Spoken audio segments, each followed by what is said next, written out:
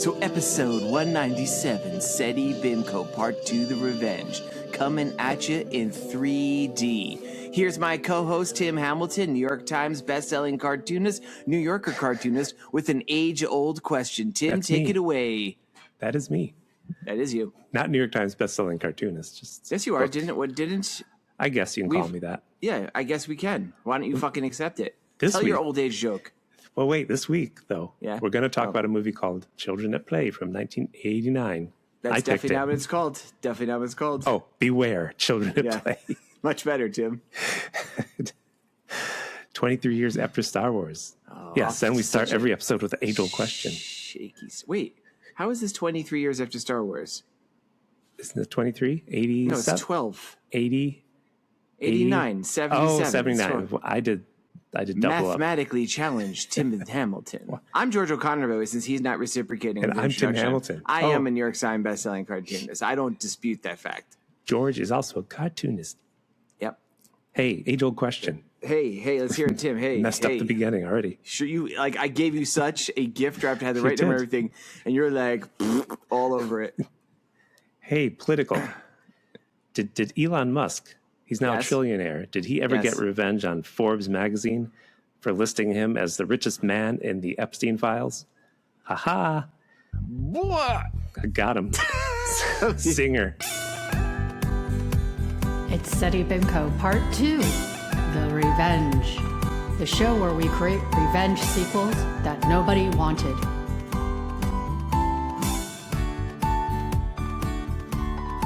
Wow, you know, Tim, I was Look at really Twitter, being people. bothered by the imbalances of wealth and just how it's destroying society. But I feel like with that well-placed zinger, you just balanced the scales. I did.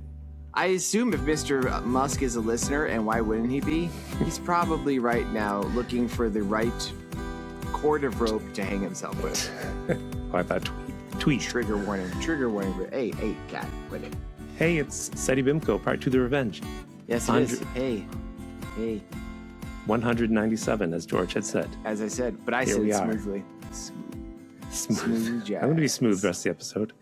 Hey, George, even though Tim. you love to Hey, talk, what's up? why don't I let you talk more? Because I know you just flew in from someplace. And boy, are my arms tired, Tim. Yeah. Oh, yeah. Yeah, so last we met, everybody, frequent listeners to the show will notice we often refer to some of our friends. There's Chris, who does listen to the show. Hi, Chris, you're not listening. And then there's the mysterious Foofy. Foofy, we have also dropped hints, is also a cartoonist. Mm-hmm. And he and I traveled together this week to Heroes Con in Charlotte, North Carolina, where In a car? In a car, yes. Yes, we. And you're still friends? Still friends so far, but it's tenuous. How many times did the window have to be let down? You're like, sorry, got to roll the window down. No, it's him. See, that's why. That that's why you shouldn't weren't. If you were in there. No, right. It's a long drive from New York to North Carolina, and the entire way down, I had his adorable little dog sitting in my lap. The whole way? Wow. The whole way, and I was wearing black pants. His dog has dark colored fur, but it's lighter than my pants. I looked like a Wookiee by the time I was done. I was so covered with hair. Okay. So yeah, now I'm best friends with this dog, and Tim knows this dog. This dog is ornery. Is that a way to put it? Well, he's a rescue, so he's just she's got some pep and vinegar, but she loves me now. They call her the official name she's supposed to call me is Unk. Oh, nice. Yeah, so I'm Unk. I'm Unk to the pup, who I'm not going to say the name of just in case. Don't want people to trace this down. It's a character from The Outsiders. I see what you're saying. Unk, the dog's name. So I had a fun time at the show, and then afterwards we went to Foofy's partner's mother's house along the beach, and we had spent some time at the beach. Oh, you went there? I didn't know you went there. Yep. Well, you're skipping the show. I thought something would happen at the show. That, Wait, what do you mean? The comic show? Like, well, I do have happened? some stuff to report from this show. Hello, I don't care about listen- beach houses. No one cares. Yeah, well, about I'm just saying. I'm fucking explaining beach house my. adventure. I know this is not a visual podcast. I'm explaining why my. You collect I look so some seashells. tan. Yeah, I did. Bring 'em home in I a sold the seashells glass by the bottle. shore. Yeah. Made a But cannonball. I want to say hello to regular faithful listener Doodle, who I met at the show. Oh, yes, you told me you met somebody. Yep, he came up Sorry, his Doodle or Doodles? Doodle. Doodle, okay. So Yes, and he was not just a drawing. He was a flesh and blood person as near as I could determine. So, Tim, you'll be interested to hear this. Yes. Doodle came to Seti Bimco by way of my old podcast, Hypothetical Island. Oh, nice. And the way he told it, and it wasn't the way you'd think that he followed me. No, Tim, folks, if you want to hear Tim on the receiving end of an interview, type in Hypothetical Island, Tim Hamilton. He was a guest. I want to say episode 27 of that great lamented podcast. He heard you and for some reason decided he was going to start listening to Seti Bimco. Nice. Well before I was part of this podcast. And he became a Seti Bimco listener. And then lo and behold, one day his two podcasts that he listened to, I'm imagining Dude listens to more, combined into one. And now, but so. Well, you met him. What happened when they combined into one? Did he tell you what it was like? He said it smelled bad. Well, thank you. Thank you for listening. He made reference to, and just in case you think this was just a person buttering me up because they felt bad for me in a con, he made several references to long-running bits on both podcasts. Oh, both podcasts? Yeah. What was your long-running bit? You didn't have one. Yeah, I did. It was my being hilarious. That was the thing. So that was pretty cool. I also met in my travels as a author. I've been lucky enough to be invited all over the world to speak, and I met a young fan who had first seen me in India at the same show. Wow! Yeah, it was pretty cool. It's amazing. Yeah, and also I gave a copy of my book Thor to Walt Simonson. Cool. Did you sign right it? to his face. Right I signed it to him. He said, "Wow," as I signed it. Yeah, it was pretty rich, full trip, Tim. Didn't you just find him in the bar and hang out with him, Walt Simonson? Are you saying that Walt Simonson's some sort of barfly? Yeah. No, I did see him at the bar at the hotel a couple times, but he always just kind of wandered in looking for people. I don't think he was sitting there like slinging back drinks. And if you're listening and you don't read comics at all, Walt Simonson did a legendary run on Thor. Some of the stuff you saw in the movies was what he did. I think he had a little cameo, didn't he? I don't think he was in it. Maybe he was. Movie. I think he had a cameo, unless it was cut out. That makes sense. And like specifically for me personally, he's the reason I got into superhero comics as a thing. And my book Thor that I gave to him is actually dedicated to him. If you go and buy this in a bookstore, open up to the dedication page, it's dedicated to Walt Simonson, whose Thor was very mighty indeed. Yep. So it was a lot of cool stuff. And I got back a few hours ago. Well, I wish I could have met you, Doodle. Thanks for listening. Write in, Doodle. Tell Tim what you really think of him, because you were telling me, and I can't say that stuff in the air. Doodle, tell your mom to listen so we can double our listeners. Why? Or a relative of any sort. And Tim, the idea that I came back today. So Tim was texting me while I was down there, worried that I wasn't going to watch this film. I'm like, you know what, Tim? I got it. What I'm going to do is I'm going to download this onto my iPad, because I knew that the airport I was flying out of, because I flew back, I didn't drive back up. Had to get back in time for Seti Bimco. It was a small airplane, so I knew there wasn't any movies. So I'm like, I'm going to watch tonight's movie, Beware Children at Play in the Airplane. And you'd think, as a longtime guest on guest host, or whatever I am on Seti Bimco, I'd know not to watch one of these where humans can see me. So last time you did this, I forget what movie it was, but you did it was another one. Had a lot of naked people, and I had to turn it off. And know what happened this time, Tim? Questionable things happened, and I had to turn it off. So I had to watch it when I got back. Oh, no. It wasn't. Yeah, it was pretty questionable. If they could hear it. You know what? Wait, there was a scene that made me turn it off earlier, and then and it's not. If you'd have to kind of see it up close. It was an abundance of caution. But given how this movie ends, so glad. Whoa. I can't believe you didn't write me being like, holy fucking shit. Did you know this was going to devolve into that? I wanted to let you experience it. Holy shit, Tim. But George, before we segue, are you segueing? I was segueing. So you're going to say something like, you're going to be like, I saw my dog. No. I was really interested in your adventure. Okay. But also, as you know, the show could be ending unless Doodle really wants us to go on. Oh, it's definitely ending, Tim. Or he can tell other people to listen. But we've been talking each week about what the new podcast would be that would replace Seti Bimco. Yeah. So I came up with one. Is it called Tim Drinks Alone in the Corner and films it? Nope. And so how about a podcast called Bear With Me? Okay. It's just me, and there's a bear sitting next to me, and I'm shouting, help, there's a bear next to me. He's calm right now, but he could rip my head off at any minute because I've spilled honey on myself. I like this. Tim, is it a video podcast or audio only? Again, bear with me. It's not just a phrase. It's really a bear with me. Yeah, it's with film and audio. Well, Tim, you Werner could do Herzog spin-offs. would be my one viewer. You could do Bear With Me where there's a naked person with you. That too. Yep. Maybe the second episode if I live.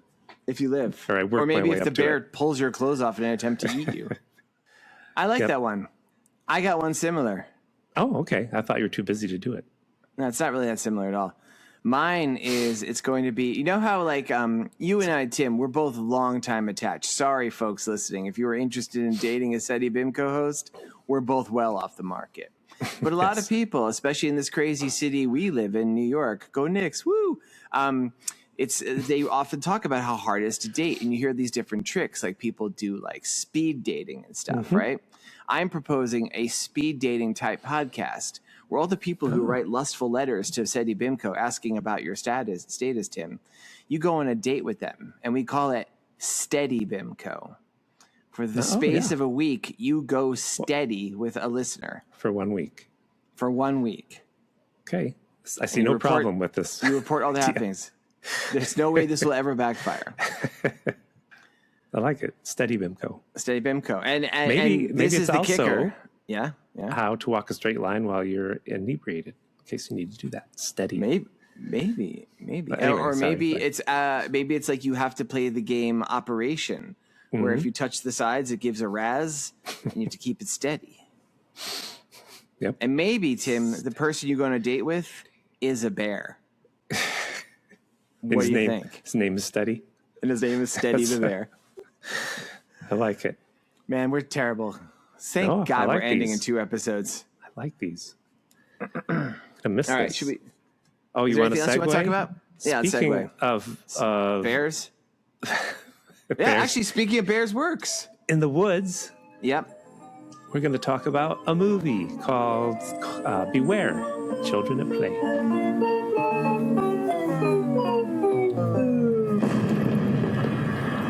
The demon has come to enroll your children into the school of evil. Soon you will learn that the only thing worse than having your children disappear is when they come back. Yep. Should have been called Children at Slay, maybe. Huh? Why didn't they do that? Why didn't they, Tim? Doesn't make sense. At No. Slay. So this movie One was link. directed. Oh, go ahead. Yep. Oh, what was the one link? Michael Robertson. He was did a few the other things. main character. He actually had a career. That's good. It was directed by Mike Cribben, who did you catch is the guy who played the farmer, the Christian farmer guy, Van Braun. Braun. Yeah, the man in a old man wig and makeup. We'll get to that. Let's just say I don't think it was old man. I think they just this movie was inexpensive, to put it politely. I think it was just his hair with a dusting on it, right? Yes. Like they put chalk on it. Written by someone named Fred Sharkey. This came out in 1989, and it is a Troma release. But however, Troma, the famous movie studio headed up by, I think, Lloyd Kaufman's his name. Yeah. Operating out of Jersey, they brought you like Maniac Cop and Class of Nukem High, I think, and most famously Toxic Avenger. And this is like the third time, I think, maybe even more, we've done a Troma film, but always, the last it's one an we acquired watched one. was called their worst, and this one was called their most scandalous or most disturbing. I forget what the name is. What word was we'll used. get to it, but we're not gonna reveal. I know. I just wanted to say the last one we watched was Cannibal Confederates or something. Yeah, Curse of the Cannibal Confederates. Yes. Love that. And we one. also watched. There was another one we've never done a true Troma, just films that they've distributed. And wasn't this one, Troma the Rabid Grannies? Or no? They distributed that as well. But that the was third originally one. a Dutch film, yeah. Yeah, but we have never seen one that was really made in the studio. This one, you could have thought it was. It was a New Jersey film. Although, in a weird way, it was better than a Troma film would be. Yeah, I kind of liked this one because of bad reasons. There's good reasons and bad reasons. This was an interesting film. It was a very interesting one. I wish we had done this as a New Jersey film back in the day when we were doing a tour of the 50 Nifty.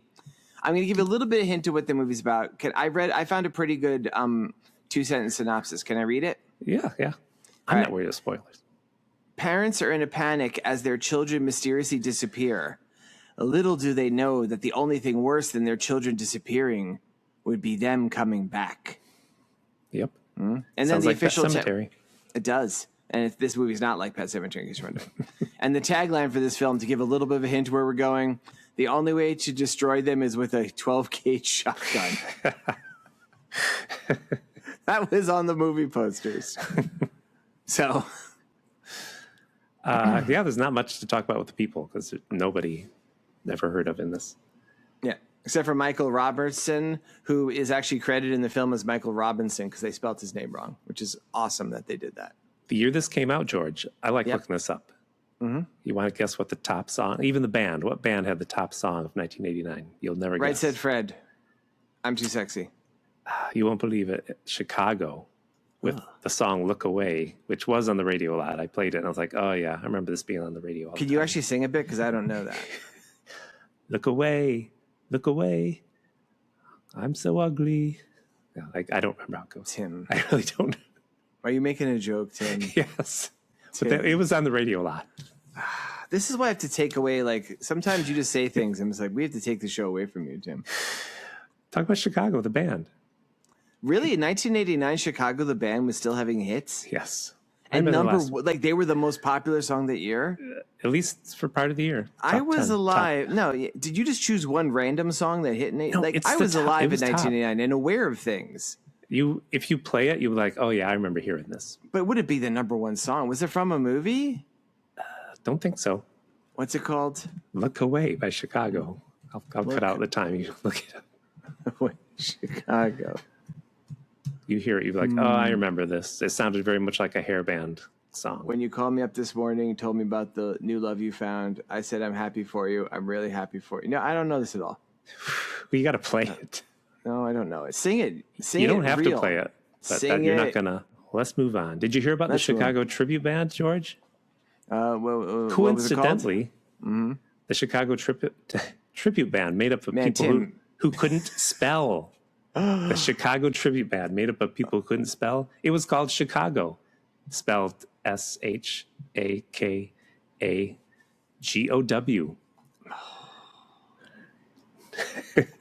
I'm good at spelling. A lot of people don't know there's a B in dumb, George. A lot of people don't know that.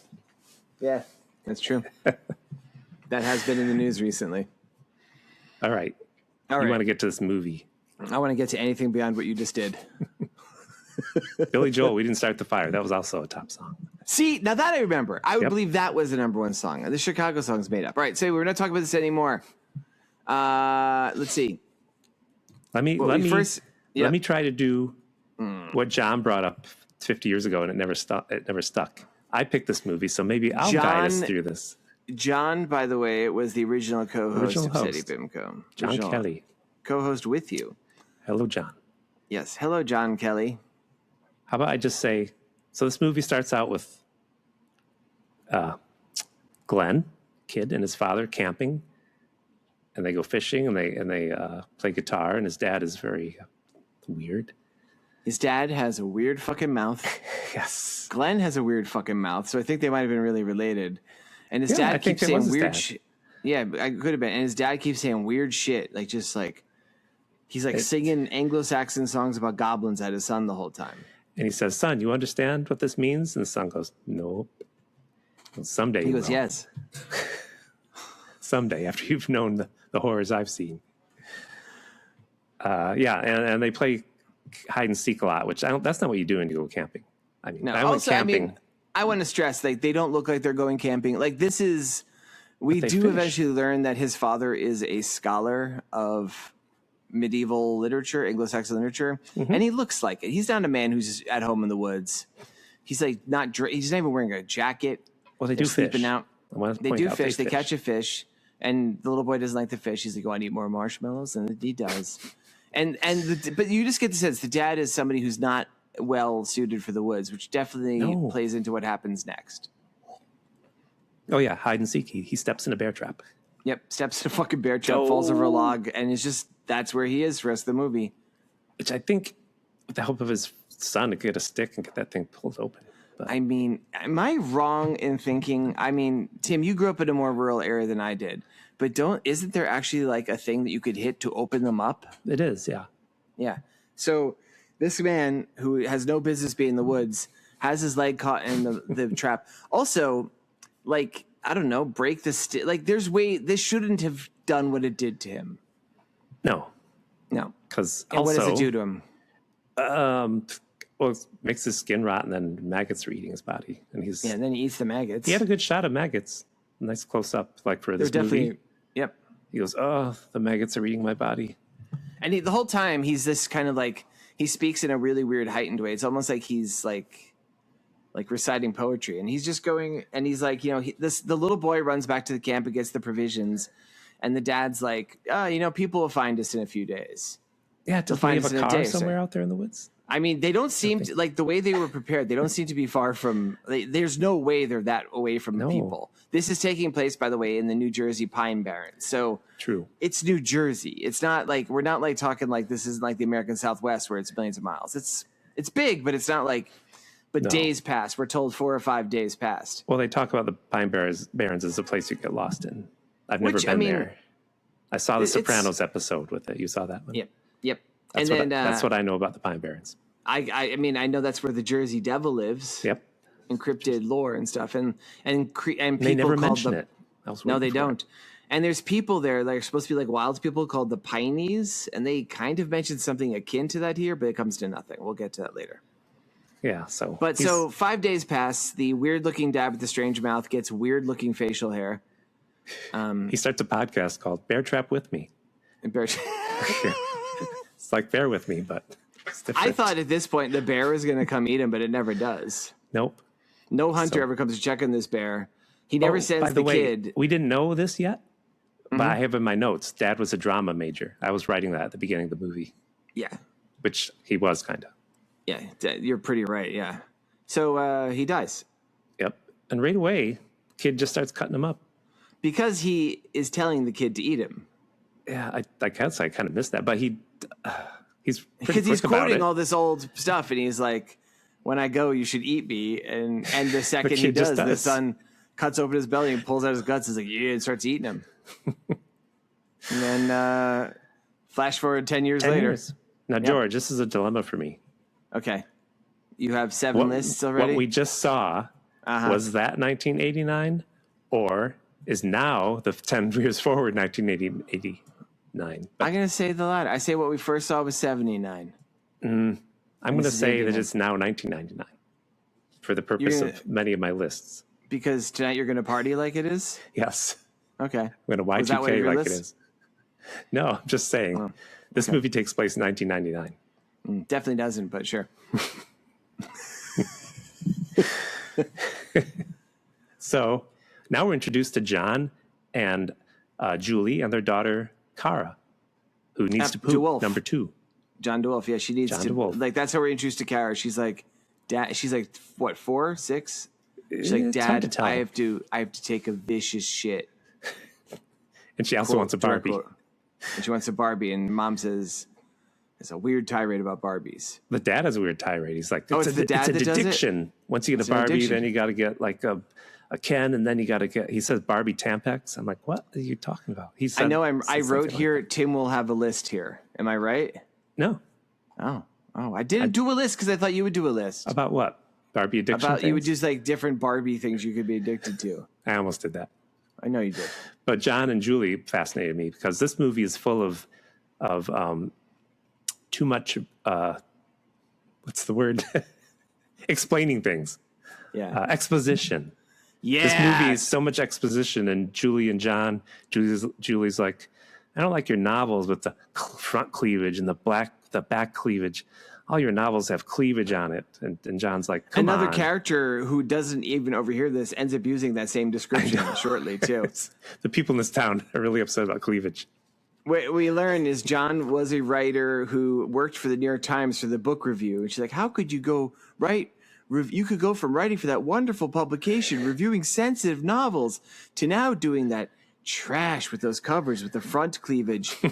And she said it like a front cleavage. Yes. No, she's like, a lady had a cleavage. I'm like, is that a thing? Are cleavages singularly defined that way?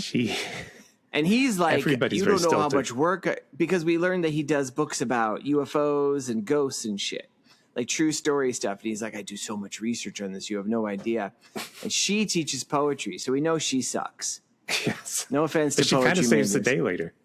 Yeah, she does. I mean, and it's weird. So already I'm watching this movie and I hadn't realized at this point this was a Troma acquisition. I'm like, this is already more literary than any Troma film ever has been. Like, they're discussing literature and stuff and things. And they're so stilted. And the whole time Kara's like, the turtle is poking its head out of the shell. Yeah. The wolf is at the door. I'm going to splatter all over the back of the seat if you don't find me a goddamn toilet, parents. And then they do mention here they're in the Pine Barrens. They don't make a big deal about that. No. Well, no, they don't yet. No, you're right.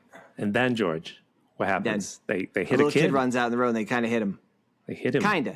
Glancing. He doesn't go down. He just kind of, and you're like, oh, it's the little cannibal kid. But they start talking to the salesman they find. They forget all about the kid.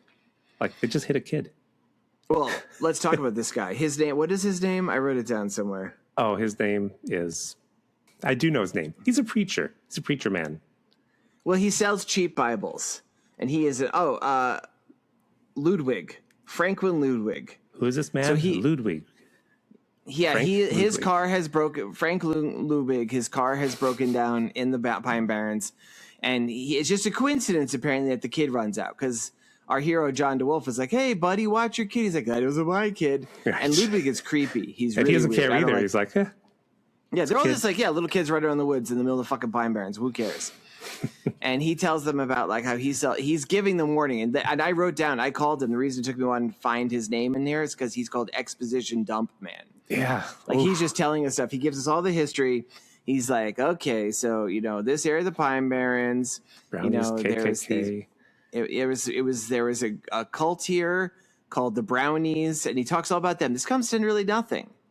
No, it doesn't. The Brownies, it's just it's part so of the weird. legend. We get all this stuff about the Brownies, and it doesn't really come back. And he quotes the Bible, and John's wife is a literary major, and she's like, yep. She quotes the number that he quotes. Matthew something. Yeah. And the I actually meant to look it up but I was on the plane at the time.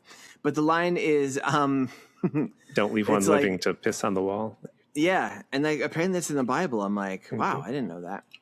Because John's like, I don't know if that's in the Bible, and his wife's like, actually, yes. Fucking turd, it is Matthew something or other. Yep, they have this whole talk. Yeah, just to make you think there's creepy stuff there, and then they forget all about the kid and drive off. Yep, nobody cares about the kid. You know why? And George? also, he doesn't even help Franklin, because Franklin's like, do you have any water from radiator? He's like, no, sorry, weirdo in the middle of the fucking woods. I'm going to drive into town and not mention this to anybody. The Bible salesman, his car is a blue like Rambler. Just want to make sure you remember that. I don't know if you noticed something. But they didn't care about the kid that they hit. You know why?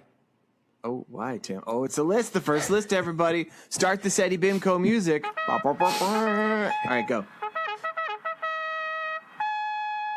They hit kids all the time and find that don't ask, don't tell is the best policy. Oh, topical. New Jersey has a 9 strike and you're out policy as far as hitting kids with a car goes, and John had already hit 8 kids. Oh, man, John, you got to be careful. And the first rule of Fight Club is we don't talk about the part of Fight Club where we hit kids with cars. Did Fight Club come out in 89? Is that why you did that? No. That's 99. Didn't it come out in 99? I don't know. I don't think that's even a movie, Tim. I decided my New Year's resolution, even though it's nowhere new, I'm going to be more contrary. Is to pretend that Fight Club doesn't exist as a movie? Yep. That's one of the many things I'm going to do to be a contrarian. But this podcast will be over. Yep. What podcast? You're just going to do this with your I'm going to be contrarian. It's going to be significant other? I don't have a significant That'll other. work out. See how contrary I am? Yes. It will work out. See? So contrary. This is good stuff. Where'd this come from? Yep. I don't know. I just decided to do it. Well, John and Julia, they arrive at Ross's house. He's a relative? No, that was actually part of the big expo dump. Oh, she goes, I don't even know why you're visiting Ross. I know he's your old friend from college. Right. Yeah. And so Ross, and they're talking about, we know that something has just happened to them recently, and they don't really full it in. So I was kind of like, oh, is like Ross the guy who got eaten by a bear in the woods or something? Worried about Cleo. That's Ross's wife's name. Ross and Cleo. What's their name? Ross? No, name. What's the fucking last name? Oh, I don't care. Ross and Cleo. Who cares? Ross and Cleo. Ross is his old friend, and a few weeks prior to this, Ross is the sheriff of this little town. A few weeks prior to this, his daughter went missing. Yes. So they're talking in the car about, like, I don't know, should we even be visiting? This is kind of awkward. It's weird. And he's like, well, he asked me to come down specifically. Mm-hmm. So they pull up, and Ross still has one kid. It's about the same age as Kara, who's like, I'm shitting my pants. And she runs in the house. They get her to the bathroom quick. Yep. And I'm happy to report, so far as we know, she makes it okay. Yeah, I think she did. Yeah. You heard a little shout, a little screaming. It's a really odd directorial choice. While they're having this next scene, you occasionally hear screams of pain and splashing noises in the background. Weird directorial choice. Eventually it turns to joy. And first, so they talk about John's books, which confused me. This is Ross also's like, I like your books despite those spicy covers. There's another guy there who I never figured out who he was, but he seemed like kind of more religious and stuff. He has a beard. Remember, Ross is clean shaven. Yeah. There's a bald guy with a beard. John obviously wrote a book about alien abduction because they're all talking about that. And he's like, I interviewed them. They believe they were really abducted. Yep, and they set up all the stuff with aliens that, just like the brownies, doesn't pay off. Never comes back. What were brownies? They were leftover kids, right? From the killings. I forget. The brownies in this movie there was a guy named something Brown. That's right. Who had a religious group, and James Brown, and he described them as, which is weird because he described them as akin to the KKK, like he said, and they were a bad group and they went underground. And the Bible salesman guys, like they're still there. They're underground. So you think they're going to come back? They don't come back. So I think we cut back to the Bible salesman, right? Yep. He's still looking for. He sees somebody. I was confused. And he says, "Brun, is that you?" It's our first hint of Brun. Yeah. Guess he wants to sell him the Bible. And he follows him into the woods, and suddenly something happens, which is hard to describe. No, I thought it was great. I think it's kids with a scythe. We don't see the kids, though. Yeah, we see we don't. We see a scythe. No, that's what I'm saying. All of a sudden, he just kind of has this reaction, and he's laying on the ground, and we see he's been cut completely in two, and he doesn't scream. He kind of like lifts himself up, and you're like, oh, he's in half, and we see a bloody scythe in the foreground. It was a pretty good effect. They spent time on that because his body was obviously under the grass or whatever. Yeah, they did a good job with it. Like they forgot to tell the actor to act like he's been cut in half. Yeah, I know, it's weird. Like he just kind of like lifts us up. He's like, ugh. I mean, I guess, yeah. Also, like as we do learn, Tim just kind of get away. Like you kind of know it's like murder kids. Well, you hear giggling in the bushes even before this, right? Yeah, but everybody knows the sound of children laughing is the most evil sound there is. Yes, it is. Yeah. Tim, can you drop in some laughing children right here? Okay, just like last week. See, oh, I haven't listened to this week. Did you really do that? Okay. With the crying children. Oh, Tim, you asked for it. Why? Oh, I did. Okay. Yes. Okay. This is good stuff. So, all right. So George. Yes, Tim. That was a good special effect. What happens next? What does happen next, Tim? Back to the town. Yes. I think they have a meeting about. Oh, is this we see the angry crowd? Like 12 kids are gone. What you gonna do about it, Sheriff? Is that what we're up to? There's no leads, Sheriff. You got nothing. And there's a sassy female reporter. Really gives him a hard time. So that is funny. I did want to mention this. So we're told how like small this town is. Yeah. But we also were told that people. like every 2 weeks, apparently a kid goes missing, and they're up to 13 kids missing now. They never call and there's so many reporters in this town. Yes. And like one of the kids missing is literally the sheriff's kid. And this lady reporter, as they will say in these movies, they don't say that, but this woman who's a reporter, she's being such a fucking asshole to him. Yes. And we learn that the reason why Ross asked, you could say she's fake news. So, She is. I think she is fake news, Tim. yes. And we learn from this exchange right after this, after she's like incredibly rude to a man whose daughter is among the missing, and like a lot of funny locals, just people they found at the gas station. Ross asked down DeWolf, our main hero, because he feels like reading some of DeWolf's books that maybe there's some truth to it. He's hit a desperation level where he wants to talk to a psychic. That's So right. we learned another one of his books is a discussion with a psychic. But even so, DeWolf and his wife, Cleo, she's like, is it Cleo is his wife? No. What's his wife's name? Damn it, I missed his name. Julia. She's like, don't do that yet. So Yes, they go you're first. They're nutball. going to go interview this. You're like, come on. You're just, yeah, she's really mean to him. She's like, if he wanted the psychic to come, why didn't they tell him to drive her out with them? Why waste all this time? no. And also, like, let's just say the psychic comes to nothing. There's a lot of stuff that comes to nothing. Doesn't come to nothing. Well, kind of. Well, it doesn't. So before they by bring the the- psychic, though, yeah, Oh, I think you're going where I'm going. Before the psychic comes, they go to bed. they at go out to Van Ross's Braun's house. Well, you forgot going to bed at Ross's house. They put the kids to bed, and they hear giggling outside. It's just Oh, and like a scratching at the Remember that? door and stuff. Yeah. Yeah, there was some stuff. Yeah. It was creepy. Good stuff. The thing is, like, there's elements of the script that were pretty good. There's elements of the directing that are, like, acting that are pretty good. The elements of the directing that are decent, but then there's elements that are just like, it's just wow, way to deflate any scaredness out of this movie whatsoever. It's just flat on shots, though. I didn't see there were a few creative shots, but Yeah. the maggots And, like, and no- the scythe, Maggots was good. A lot of, like, well-lit shots where they shouldn't have been well-lit. right? Like, no, it's not scary. Kids in the middle of the day. You know, you do it at night, you got something. But like these And kids they're- they're running around in broad daylight all the time. They're well lit bedroom. And a lot of stuff like that. Before that, Ross, the sheriff guy, and the writer guy, let's just say that, they go out to interview this local guy, Van Brun. His name's John. John. John's the They writer. go to, all right, Tim. All right, they go to interview Brun, who is another person whose kids are among the missing, but has He's the claimed to have director. seen them again, and he is the director. And you can tell And he's you go like out there- 30, but he's got gray hair. He's Yep, talking It's like Mark Twain. and he's all religious and stuff. He's all like, God says the devil is fighting goblins and stuff, and he's got all this stuff, and they're like, okay. But he's like, I saw my son. They're like, did you talk to him? He's like, no, my son's different. And they're like, okay.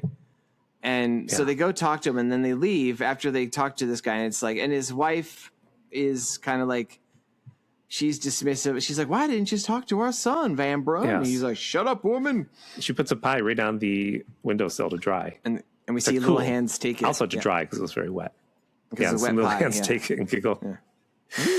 Not much comes of her, but I don't want to forget this.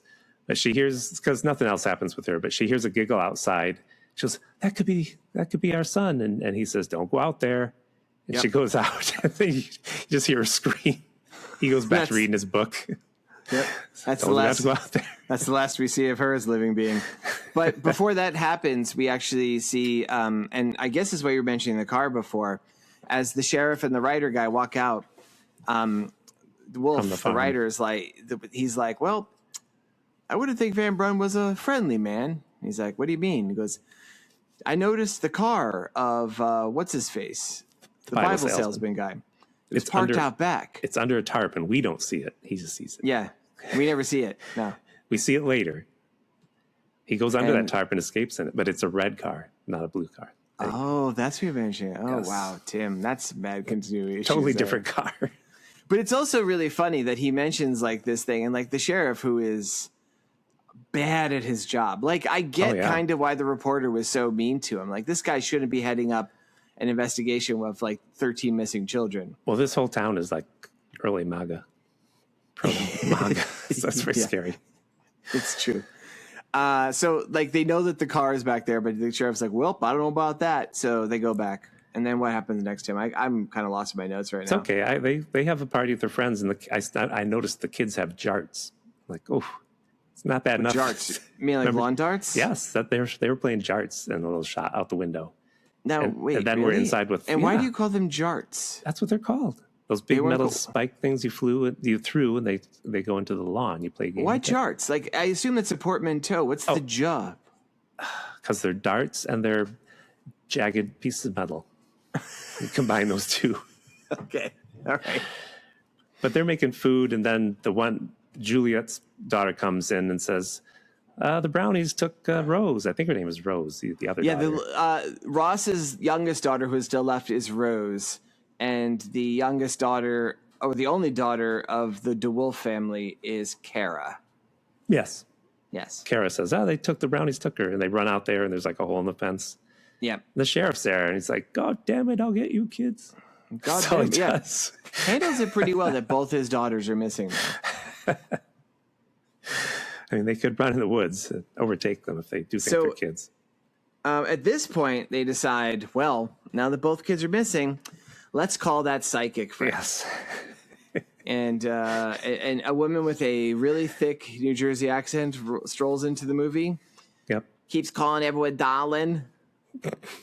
And the sheriff's like, I need to know now. Yeah. And what does she say? She's like, I need a nap. Your daughter's still alive if that's what you're wondering, but she's changed.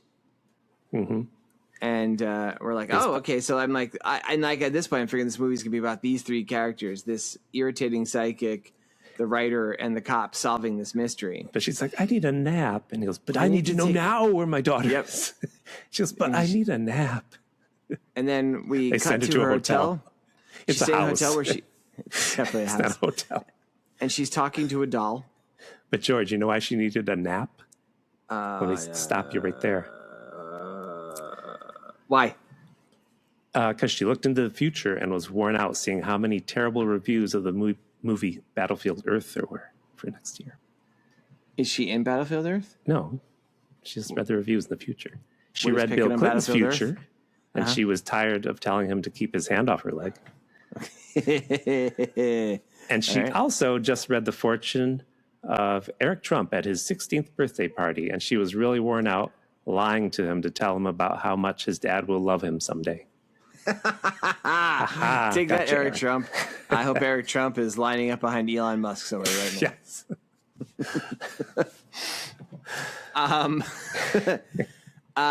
So she's talking to a doll after like this, which is weird. I guess that was, I don't know what that was supposed to be. Yeah. I'm like, what the fuck is that? And then she hears giggling. Right? Or is that when the girl scratching at the door? Yeah. And she just gives the girl wants the doll. It's her doll, I think. Yep. And she opens up the door and the little girl wants the doll. And she realizes this is one of the kidnapped girls. And she's following her into the woods. We don't see it for a long time. We see her going, wait, I can't keep up with you, darling. Wait, I can't keep up with you. I'm not a young kid anymore. My legs is breaking like toothpicks. And then suddenly we see, and this is one of those directorial choices that wasn't maybe the most effective. No. Because suddenly she's surrounded in the woods by like all 13 kids, I guess. And she's like, oh, don't come near me. And the kids like all surround her and they're kind of like pushing her and pulling her. Throw fake rocks at her. And then one of them throwing fake rocks that are bouncing off her. And then one of them pulls her head back and with a straight razor cuts her throat. Yeah. Yep. Violent. And then what would you have done, George? Better directorially? You mean see shadows in the woods walking around her first? That kind of thing. Or filmed it at night. Yeah. She went back to hotel because sleepy. Made it so it wasn't just like a bunch of kids. Like they should like painted the kids' faces like black with dirt. Yeah. So you don't Also, these kids who have been living in the woods, some of them for years, surprisingly clean. And honestly, not to be mean, a couple of them are a little plump. Yeah. Well, come on. They're not living off the land, you know what I'm saying? But maybe it's because they're getting too much to eat because they do eat her. They do eat her. And there's a couple nearby in a car having sex. And the guy's like, yep. I hear one screaming. That was definitely a woman screaming. And she's like, no. Yeah. She pulls him back. She's like, no, give me some of that sweet, sweet love. And he's like, no, I'm pretty sure someone's screaming. And I figured these are going to be victims 2 and 3 that we see. But no, they come and the kids are like scattered. They're like, ugh. And also very, like, that shot was just the back of their heads. They walked up and said, oh, my God. Yeah. Could have. Yeah, I liked all the very wooden shots in this movie because of how ironically bad they were. One of my favorite shots in the movie is in the scene where there's just a close-up of like a little kid who the direction was clearly pretend you're eating something. There's nothing. And he holds his hand up, there's nothing in his hand, and he bites it, and he chews it for a ridiculously long time. Yeah. I'm like, that was one of the best shots they got because they kept that in. Like whatever else the other kid actors were doing was unusable. This kid, 30 seconds of a kid chewing on an imaginary bit of flesh. He's a method actor. Then we cut. So now it's these people surprisingly live, and next thing we know, Ross is there, and the townspeople are there, and the reporter is there, and DeWolf is there, and they're all yelling like, Ross, these kids are eating these women. Well, that's right. They're carrying her away. The reporter's there again. Yeah. I forget what she said. Did you write anything down she said? I thought I did. No, I didn't. Because she gets killed, so I'm still talking about it here. Well, the reporter, I think while this thing happens, there is the mention that somehow it comes out, Van Brun mentions seeing the missing Bible salesman's car at Van Brun's farm. Yeah. DeWolf mentions. And they'd also done a little detective work, and they had called in his Bible company office, and he hasn't checked in. They're like, he's never done that.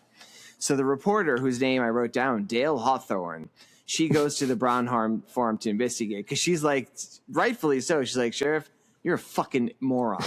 I'm going to solve this. And she goes there. She's like, hi, it's me, Reporter Hawthorne.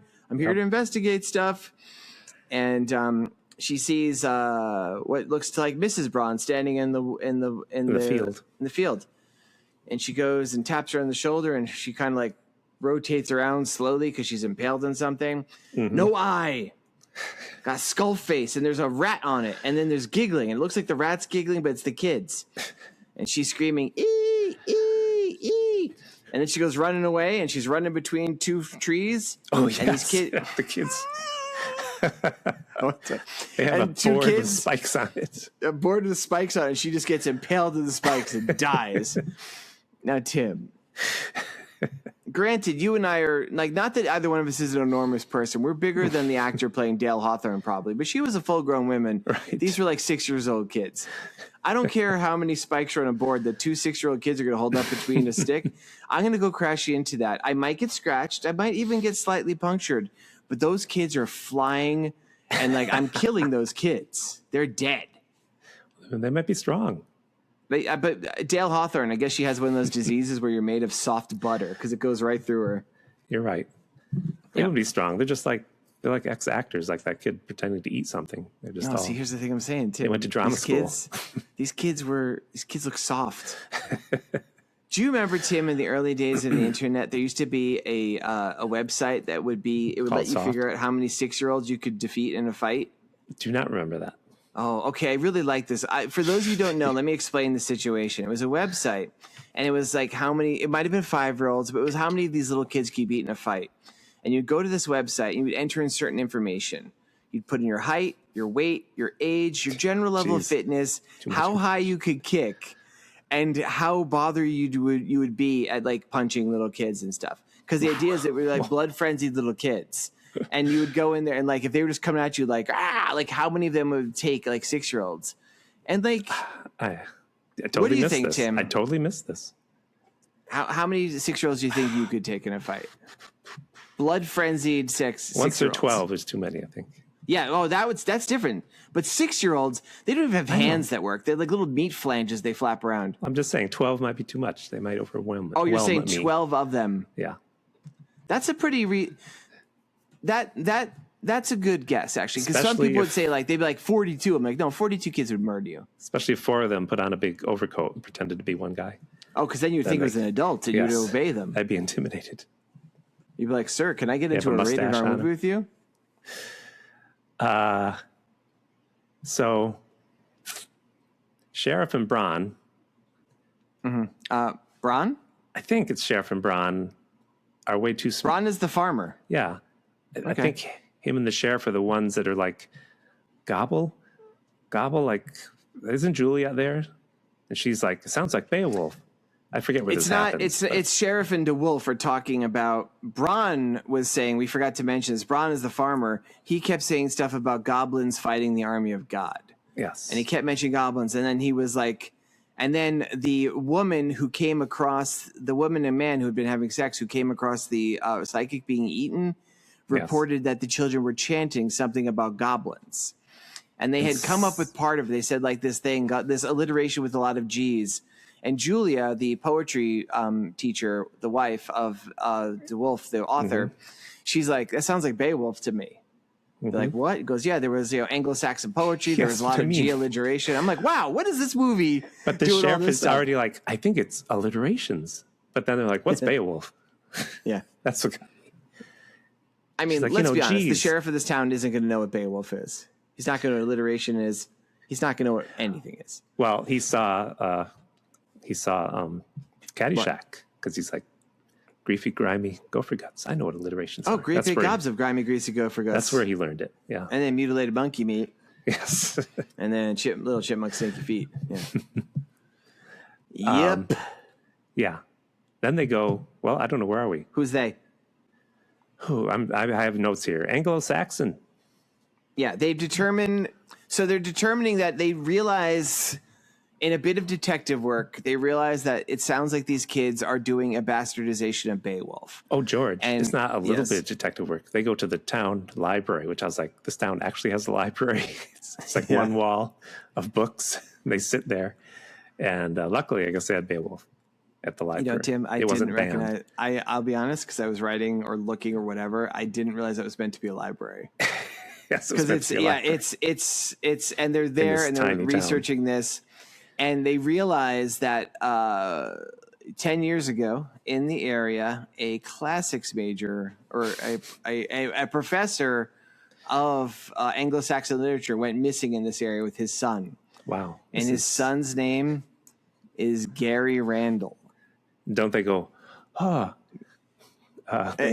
DeWolf's like, Gary Randall. Grendel, sorry. And so those of you who don't know, Beowulf is an old Anglo-Saxon poem, and it's the story of Beowulf, who is this hero who he fights three monsters. And the first monster he fights is this giant cannibalistic monster called Grendel. And so like they realize, oh my gosh. So somehow they realize from this thing, they're like, oh, so obviously the son's alive and thinks he is Grendel. We read this in 8th grade. Did you read 8th grade? I don't know when I read it. 7th grade. Yeah, about then. I don't know if we did in school or if I just did it because I was a little nerd. I want to talk about the library a little bit because I zoomed in on the books behind them. And there's one book that says the animal book, real big right behind their head. I saw that one. Yep, and the Book of Snake Secrets. But this little MAGA town, I found some other titles. One is called God is Watching You Masturbate. That's a book. Oh, man, why does he always do that? And there's another book.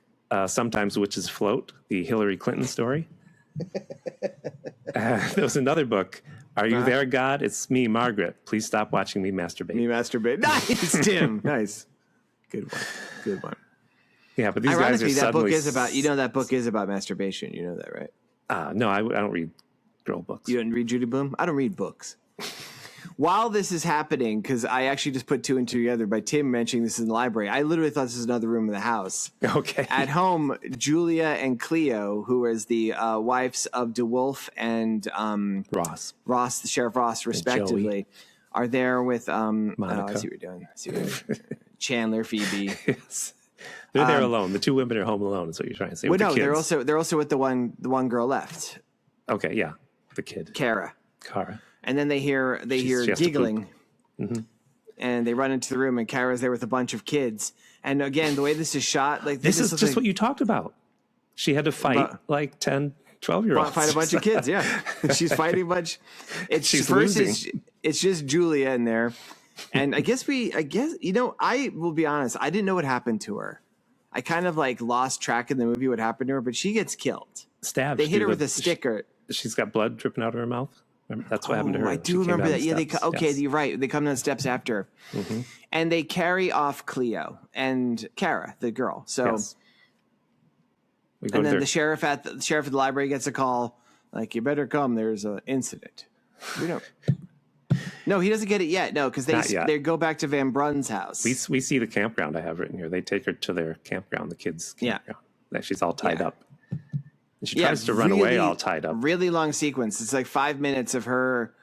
She's like bound with like her arms behind her back and her feet bound together. She unties her feet and she gets up to run away of like this weird campground all the kids are staying at. and they catch her, and then like the Grendel guy, who is the kid we saw in the beginning, Gary Randall. First, she finds a tent, hides in a tent with all the body parts. She's like, uh oh. Yeah. Oh yes, all the pieces they're eating. And I guess maybe we're supposed to recognize some of these people. Maybe. I don't know. There's a guy with a beard who I guess was supposed to be the Bible salesman. Bible guy. Yeah. And then she gets caught, and then in a scene that really shouldn't have been here and was a real turn off the movie while watching in public sort of scene. Yeah. Grendel climbs on top of her and rapes her. I'm like, why does every movie have to have this? Yep. Why? Tim, I'm asking you why. Why? I'm not going to tell you why. No. So the sheriff goes to Mr. Braun's house with John. You remember this scene? And he's not home. Yep. That's when the sheriff gets a call, and John's like, I'm just going to hang out here. Something's up. Yeah. I'm going to hang out here. I'm going to sit here and wait for Van myself. Braun because his lights are on. Yes. The sheriff tells him to stay loose. Yep. You know what he does? Out in a hammock. He gets so loose, he lays down in a hammock and just goes to sleep. Yeah. Which our hero, ladies and gentlemen. Why does he go to sleep, George? Because he's sleepy? No, he likes to dream about book covers with cleavages. Okay. He never saw a hammock before. He thought it was a giant spider web that he got caught in, and he fell asleep waiting for the giant spider to come suck his insides out. Okay. Wait, that's it? John also saw that hammock and decided this was his one chance to be a swinger. Bum. He had more chance than he realized because he didn't realize his wife was dead. Right. He didn't know. Yeah, so he gets attacked by 12 kids. He can't defeat them either. Not yet. First, we go back to I stabbed him in the leg. Okay. Yeah. First, we go back to like we follow the sheriff and he's there, and I guess he doesn't know what's happening either.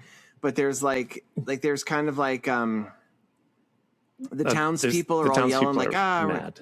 Yeah. And Van Braun's like, we're gonna get these kids and stuff, and he's saying, but they're your kids. They need help, and they're all like, well, if God wanted it this way, or they think they're possessed by demons. They got to kill them. Yeah, and they're all like they've been established, as Tim says, they're MAGA, so like they're easily susceptible to bad ideas. So we go back to our hero John, who was asleep on a hammock. We're suddenly in the least to match. It's so funny. Yes. Suddenly there's just kids rocking the hammock. He's like, hey, you kids, hey, stop shaking the hammock. Trying to sleep. Stabs him in the leg, and then he's that should have chasing been a close-up shot, him sleeping, and then a knife going into his leg. Yep. No, but instead we just saw an overhead shot of like 8 or 9 extra kids shaking this thing. And he chases the kids, and then he discovers one of them is Amy. Right. Who is the oldest daughter of Ross, who has been abducted. And she's like a young woman. Yes. And he gets Amy, and he's like, don't you remember me? I'm your Uncle John. Mm-hmm. And she's all being like, Uncle John, I always liked you. Yeah. And, I saw that my husband, Grendel, he laid with that lady, so I should be able to lay with you. And he's like, what? What are you saying? And to this movie's credit, he doesn't do anything. Instead, he ties her up, and he's going to carry her back to the family. Weird. Yeah. Well, Tim. He seemed like the decent person in the movie. Yeah, he was actually our hero who actually made mostly good choices. And given the way this movie goes, and just given the way Seti Bimco movies go, I'm honestly surprised that it didn't devolve into that. But she's clearly been brainwashed. She keeps saying, I have no father. He's like, your parents have been so sick about you. And he's got her all tied up, and he's going to go they hide in a bring barn. her back. They're hiding in a barn. And the kids like swing down a dead body into there, remember? Yeah, I didn't understand what that was. He catches it like, uh-oh, and then he's like, yuck, it's a dead body. Yeah. I don't know if it's supposed to be his wife. I don't know. No, I don't know. It's like kind of eaten. You can't really tell what it is. While he's up, it's up in the barn. What happens to the sheriff? He just decides he's going to get in that car, the Bible salesman's car. The sheriff went back to town. Okay. And he does drive off, John. He loses... No, he does get her in the car. She's in the car, right? Yeah, and he sees Cleo get killed. Yeah. The kids sacrifice her and pull out her heart, which is still beating. Yes. So he's like, he realizes his kids are bad. And he escapes. That's not the Bible. He gets in the car with Amy. Mm-hmm. How does the sheriff die? Hold on. I actually... Sheriff's car arrives but is attacked and stabbed to death by the children. That's okay. Yes. Yeah, I do remember that now. You just kind of see it happening from a distance, and then you see like that's right. He shows up, and John's like, "No, go away." So both those people are killed now. He knows. So he's trying to race, and then he gets he's racing back into town with Amy and the car. He's trying to tell everybody, no, those kids need help because right now they're like, well, yeah. Then he encounters the mob. Yeah, and all the kids are there. So it's like this showdown. There's all these angry, parents who are like all Christian and gunned. If they got everything. And there's all the crazy kids, and he sees his daughter, and he runs over and grabs her. She's dressed up like in kind of like skins and feathers and stuff now. Wait, in the woods, you mean? In the woods. They're at the campsite of the kids. You got ahead of me with the story. Because, he goes to the campsite. If as far as the plot goes, he wants to save his daughter because those people are going to kill the kids. Yeah. And he gets there, and then we have this big showdown, and he's sitting there heroically holding his daughter, and the people led by Van Brun, the farmer wearing gray stuff in his hair. Mm-hmm. He's like, they're your kids. They've done terrible things. They've been brainwashed. Yep. You have to save them. And he's like, Jesus wanted us to kill them demons and stuff. And he goes, if you touch even one kid, if you harm even one child, I will see the law brought down on you. And then the movie, they just my shoot him in the mouth head. was hanging open. Van Braun lifts up his gun and pow! And we see a little red circle appear in our hero's head. And he's dead. And he just falls over on his kid. And then, can I read this? I found there is a wiki, Tim. Oh. What is it? It's a wiki called... That's not, hold on, I have a couple pages open. You want to describe this mutilation? Yeah. There is a wiki I found called List of Deaths Wiki, okay? And this mentions how all the people in this movie die, and from here. All children. So basically, folks, the rest of this movie, it's like a 5-minute sequence, is just the townspeople murdering little kids. Yes. And here is the breakdown according to this. So first person, we see like just one random kid get shot. Then another guy shoots Grendel. He gets shot and he goes down. Mm-hmm. Then they shoot Amy, who is the girl that he was trying to save, like the daughter of she gets shot. Then we see 2 unnamed little girls who get shot by parents. Then a little boy runs to his mother, goes, "Mom," jumps in her arms, and she stabs him in the back. Yes, saw that. Another kid is crawling on the ground and gets shot in the back by an unnamed parent. Oof. Another kid gets shot. A little girl gets shot and falls over. Then we start getting a little bit more vicious. There's a little boy standing in front of a wall just looking up at a guy, and a guy takes out a pitchfork, stabs him right in the head, and pins him to the wall. Mm-hmm. These are all little kids. The oldest one is Amy, who looks like a young woman, and Grendel. They're both like teenagers. Yeah. Everyone else is 10 tops. Most of them are younger. Yes. Let's see. We have the one, a woman runs up and hits a kid in the back with an axe. Oof, another kid gets shot. A beer bottle gets smashed over the head of a kid. Jeez. A kid, this is a favorite one of mine. A parent has like it's like a very dull guillotine, like a knife, and is holding it to a kid who's holding it, and then like kind of crushes their neck and slits their throat with it. Oof. We cut to a guy who has an arrow, and he shoots a kid out of a tree with the arrow. The tree, I didn't see that. There's a little boy with a Yankee hat on, and he's been shot, and he's crawling on the ground. And this one is like where they put the money. A guy walks up to him with a shotgun and shoots, and his head explodes. Oh, yeah. Another kid is crawling on the floor, wounded, gets shot in the back. And then the most shocking of all, a little blonde boy, probably about 6 years old. The shot is he just sitting there with his mouth open, and a guy has a gun in his mouth, and then he shoots the back of his head against a wall that has a smiley face picture on it. Yep. And then the last one is another kid who gets, you see the kid, like his hand go up and like a machete cuts him. Yep. I'm going to count. Hold on a second. That's more than 13 kids. They killed a lot of kids.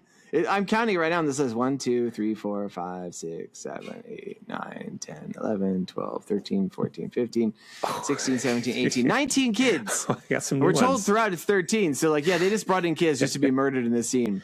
Remember, and our hero. If you remember, we watched a movie called Devil Times 5, which was also about little kids killing adults. And at the end of the movie, I said to George, because George was surprised that they killed all the adults. And I said, well, they can't be killing the kids. That'd be very dark endings. Now sure you see. Man, see what it's like. And in case, like I will say, like in a way that somewhat mitigates it, like this movie was very inexpensive, and some of the special effects were a little bit okay, but this was like these. I mean, there's kind of hilariously like some of these kids are just really like one kid dies and sticks his tongue out. Yes. And so then, and pictures of them at the end, by the way, half of them I saw were still breathing. So the movie ends, and like we just like all the adults leave, and they just leave this field full of their dead children. Yep. Some of them with like, and they zoom around showing bits. So like we see like scraps of head and the we Yankee see them hat. breathing, yeah. We see the little plump boy breathing. We see another little plump boy breathing. They're like, it's funny. It's funny. And then we see the crumpled over body of our hero, John, who is dead. And it's kind of kicked over. It's moving. And it gets flumped off, and his daughter, Kara, is there. Yep. I'm like, oh, Kara lived. But then she pulls out a knife and hunts a rabbit. Yeah, growls. Which I guess we probably should have mentioned the opening scene was them hunting a rabbit or something. That's right. I don't know. There was a rabbit. Yep. And the end. They dub over an adult doing a growl. She's going to hunt a rabbit. Yeah, and because like these children were abysmal actors, they kind of didn't like they dubbed over. Yeah, but they none froze, of them talk. Really. They freeze framed on her because they couldn't even get this kid reliably to mouth her scream. Yeah, she did say things, but she's like, "I have to do number 2." It was. I mean, we're not even joking. Most of her dialogue occurred in that car right in the beginning, and it was concerning how bad she had to go to the bathroom. Seti Bimco. What a movie. What I did enjoy. I do have to ask, did you know was. about this final scene before you chose this movie? I read about it after I'd chosen it and told you. Okay, because after watching this movie, like only a few hours ago, finishing it, being like, Lord. Yeah. Like this movie is mentioned everywhere because of this final scene. Like it was banned in England. Like this is like, this movie is infamous for this one scene, which is like, yeah.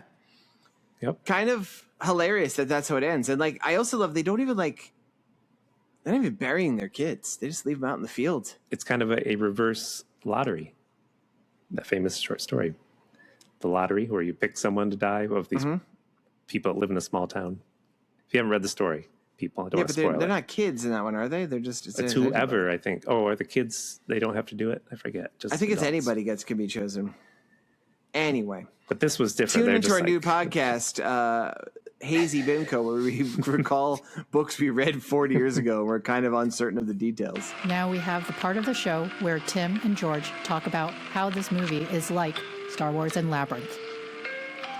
George, how's this movie like Star Wars? Well, it's not at all. Actually, I know. Oh, okay. The paperback novels that John wrote about alien beings, the ones with the cleavages on it. Mm-hmm. You could also buy those types of paperback books at the Mos Eisley Cantina. And they also had pictures of cleavages and sometimes even an aroused R2 unit. So that sounds Fun like Star fact, Wars. Tim, I had read a paper once that hypothesized that the Star Wars universe is illiterate. Ooh. Because in those movies, at least the original 3, you never see anything written down and stuff. Like they're like, this is a universe where nobody can read. That's right. There's no books. There's no sign on the Mos Eisley Cantina. Yeah, interesting, huh? That's why they have protocol droids. Exactly. Droids. They make them tell stories and stuff. Maybe that's why also worth Yoda mentioning if you were has such bad English. Yeah, because he's illiterate and whatever, not being able to speak well is, and also kind of maybe vaguely connected, not to Star Wars but to Star Trek. No. What was the third of the prequel movies called? Return of the Sith. Revenge of the Sith? Revenge of the Sith. Revenge of the Sith? Yeah. That's the one where Anakin Skywalker murders all the kids in the Jedi Temple. So they don't show it. This movie's similar to that. They don't? Oh, no. It's just that picture you see his lightsaber going in the foreground and the little kid drops a ball. Fucked up. I'd like to counter off all this Star Wars mentioning by comparing it to how this movie is like a fancy masterpiece, Labyrinth by Jim Henson. Well, they kind of set it up, and we didn't do a great job of telling you, but we did about as good a job in the movie. The kids were called goblins in this movie. The movie is not almost brownies. called Goblins. Was it really? Yeah, I read that. Oh, that would have been cooler. Yeah. This movie is very much like in Labyrinth, Sarah, played by Jennifer Connelly, very famously wishes upon little Toby Froud I wish the goblins would come and take you away. And that's what happens in this movie. So it's like, it's about goblins kidnapping kids. Both movies, Tim. True. This could practically be a sequel to Labyrinth. It could. It could, Tim. Ooh. Indeed. I said everything I wanted to say. All right. Let's end this podcast. After some revenge, wherever you are, wherever you're hiding, I'll find you. Revenge. All right. You just flew in, right? You're like, I'm so tired. I got nothing. I can do mine first. All right. You are? Okay. Can I go first? All right. George, all right. Start Tim. your story now.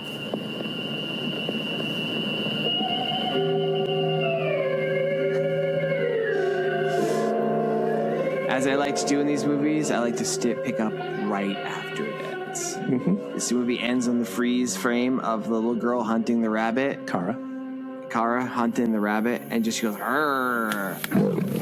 We don't really see her lips move because they couldn't trust the actor. We thought. But Tim. What? The movie picks up immediately thereafter. It turns out the growl was the fucking rabbit. Oh. In a scene and a knockdown, mind-blowing action sequence. 30 minutes, one cut. Kill each other. Like something out of Daredevil. It were like the gates of hell opened up. It is a knockdown brawl between Kara and a ferocious rabbit. Ooh, it's the rabbit that was roaring. Not like out of Holy Grail? It's just more like out of Daredevil? Holy Grail. Okay.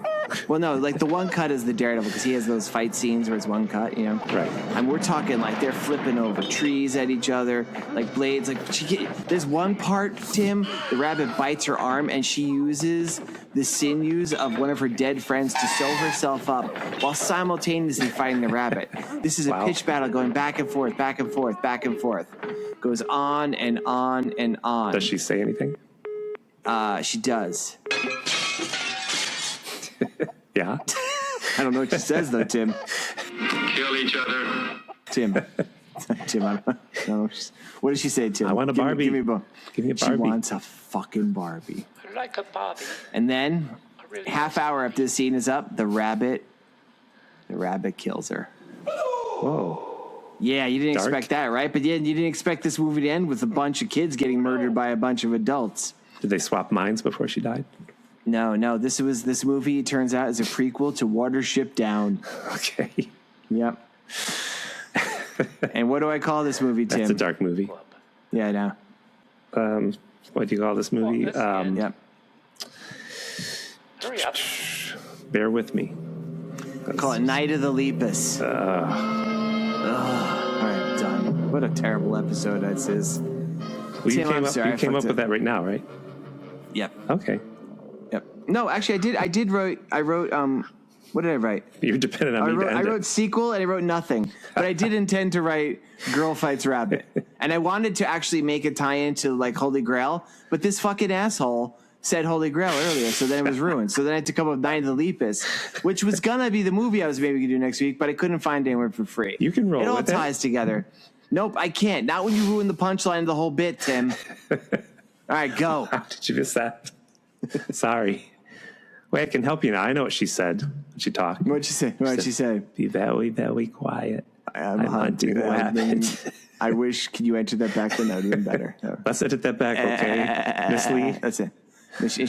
Miss Lee, I can't believe you know such filthy words. All right.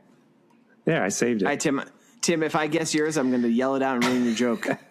Just as a turnabout's fair play. It's good for the goose, it's good for the gander, yada, yada, yada. I thought you wanted help because you had nothing. I had nothing for the one bit of what she said. Start my music. Yeah, your music sucks. I'm starting where you started. They got Kara. She's the only one that survived, so she's alive, and she wants revenge on these town people for killing all the other kids. Is she on planet Krypton the whole time and explodes and she flies to Earth and she becomes the last daughter of Krypton, I Supergirl? thought you were going to do that. For people that don't know this, that's her name. Yep. Kara Zor-El. That's Supergirl's name, everybody. But I didn't do this. Bah! All right. I'm going to try to guess. She is out for revenge, but in 1999, because that's when this took place, 1999, George. Oh, yes. This is why you were saying that up front. Okay. Bobby J, he brought to this little town, he brought a pornography machine known as a computer. I just want to make really sure Bobby J is not an actual character from this, right? It's just you making a weird Tim name? Okay. Just a guy who lives in town. All right. No one had ever seen these computers, or pornography machines. And around the same time, a newspaper blew into town. And that paper talked literally about like a piece of paper? Yep, one sheet. Okay. One sheet, warning, Y2K is coming. Oh, shit, Tim. It's going to take over your computers. So after the town peoples killed Bobby J and threw his computer porno machine into a well, everyone bought more guns to prepare for Y2K. So Kara, she saw Seems this. like we didn't need to even have the character of Bobby J in here. No. Yeah, just no dead. purpose whatsoever. Yeah, just He brought the computer to town, George. think you just no, but then they threw his computer on the well. I think you just wanted to have Bobby mention J. of pornography. Yeah. No, it's All right. part of the plot. Part of the plot. Well, this here's Bobby J. But Kara sees her armed to the teeth, so she retreats back to the woods. She comes back next year, 2 years later, 2001, and the town was in an uproar over the election of George W. Bush. Because they thought it was rigged in Florida with all those hanging chads. Yeah, but of course this was actually in Jersey. But they didn't care about it being rigged. They just knew that W. Bush was really Bill Clinton in disguise, continuing to be president. Or it's Hillary. Because they all watch Fox News. Or it's Hillary. So Kara saw them all angry, and she went back to the woods to hide again. Okay. See where this is going? Now number 3, George. Yup.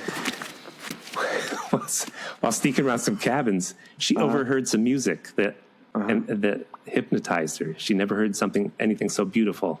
It's a band called Nickelback. Insert Nickelback music. And she followed them on tour for years. She hitchhiked and drove around different towns to follow Nickelback until one day, you're raising your hand Did for she a drive question. herself? Nope, she couldn't drive. She just growled. She's in the like back 7. seat. She's like 4 years old in this movie, and then 3 she got years have older. passed. She's 7. She's mature for her age. She has knives. Okay. Other Right. kids think she's cool. But one day, in 2007, she saw an ad for the movie called Beowulf featuring Anthony 2007. Hopkins. I remember that. That was that weird 2007. computer one. Yep. And it reminded her And of Glenn. Angelina Jolie as Grendel's mom. She's in that too. I didn't see it. Did you? No, those dead eyes of those computer generated characters. I saw the weird sequence where it's him fighting Grendel, and they do it where they're both nude, and it's like really funny covered nudity because they didn't want to have that. So it's like there's always like a helmet in front of Beowulf's dick. Anyway, That's the part you looked up. Okay. that's the part I always look up to. So this movie reminded her of Glenn and Grendel back in in the Pine Barrens. As it would, yes. She still hungers for revenge, so it took her a year to Wait, get who back does she there. want revenge on? All those people who killed her children friends. Okay. So she gets on a plane, a train, automobile. She gets back there. It takes her a little while.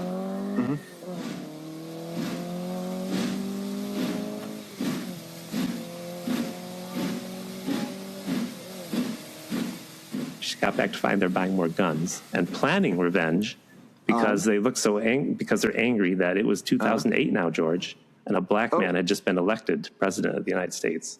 Wasn't it literally 2003 at the beginning of this little thing you started telling us? Yeah, she went on tour with Nickelback for years. For 5 years? Yes. Okay. Then she saw the ad for Beowulf. Okay. So Kara thought they looked pretty angry, and she held off on attacking them. But fate stepped in. See, one person in town kept a mini porno computer. It was known as a calculator. And when you added up particular numbers and you multiplied them and you turn upside down, it says boobs. And they've Or been boobies, or depending. boobies. Yeah, and that's better. These town folks have been looking at that for years for their nightly entertainment.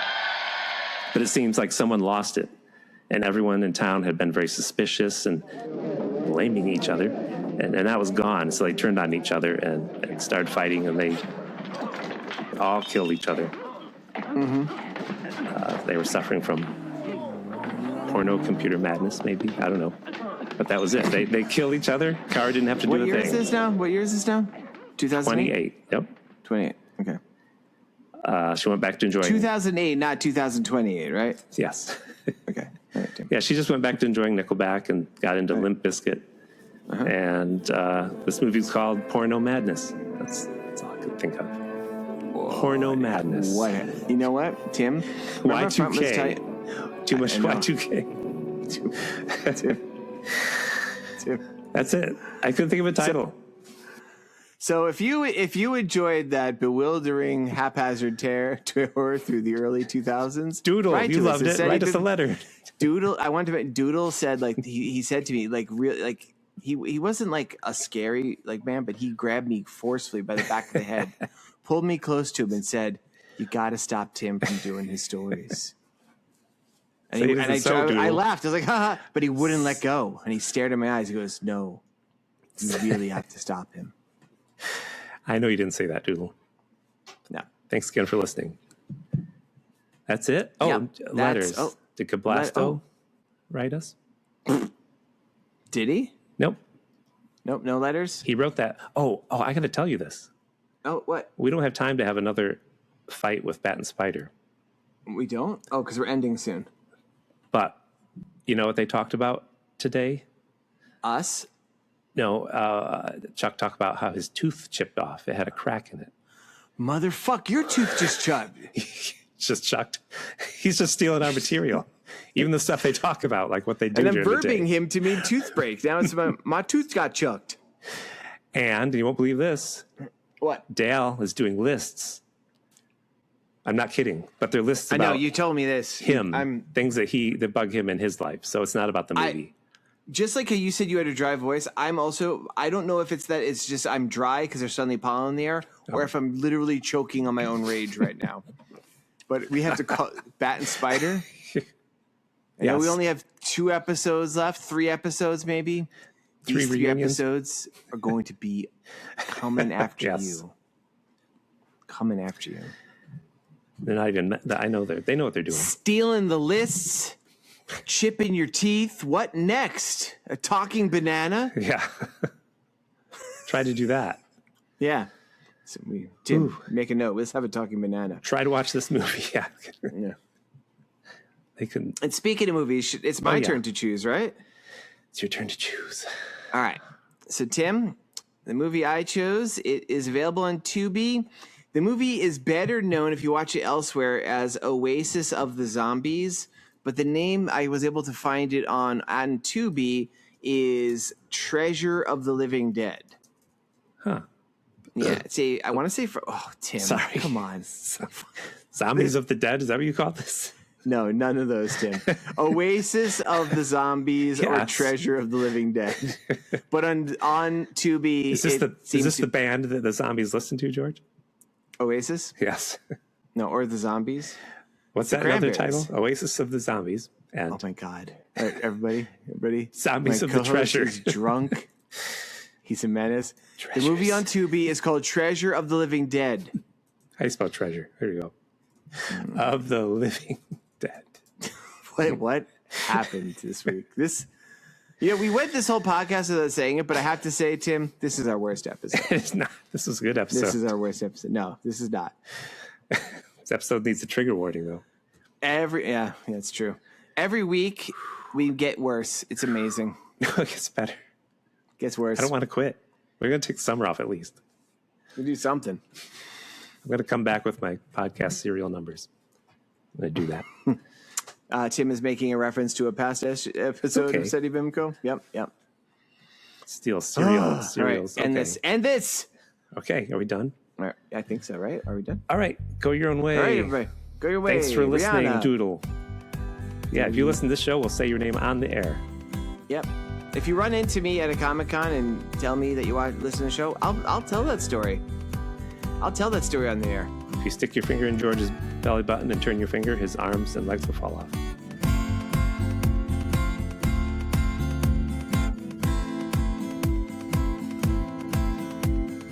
This has been a Pity Party Line production. Party line, it's a party line. What? The grocery store, my wife found a belly button cleaner, and I'm like, you don't need that. You don't need that. All right. Did she buy it? I just had to say it. No comment. Okay. Okay, go your own way. All right. Goodbye, everybody. Bye, everybody. Bye.